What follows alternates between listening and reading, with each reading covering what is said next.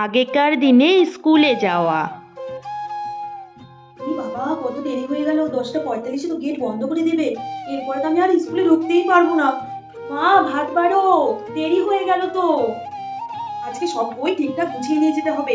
কালকে আমি বাংলা বইটি নিয়ে যাইনি, তাই ম্যাম পুরো পিরিয়ড আমাকে কান ধরে দাঁড় করিয়ে রেখে দিয়েছিল। আজকে আমি সব বই গুছিয়ে নিয়ে যাব। ভালো করে ব্যাগে ঢুকিয়ে নেই। খাওয়া হয়ে গেছে। ইস, আজকে অনেক দেরি হয়ে গেল।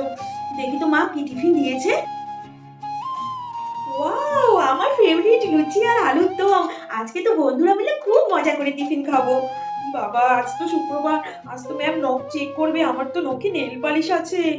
ইস, কি যে হবে! এখন তো টাইমও নেই যে আমি নেল পালিশ গুলো তুলে যাবো স্কুলে। যাই, এখন স্কুলে যাই। রিয়া আবার আমার জন্য সাইকেল নিয়ে দাঁড়িয়ে আছে রাস্তার মোড়ে। যাই। সাবস্ক্রাইব করে দাও নেক্সট পার্টের জন্য।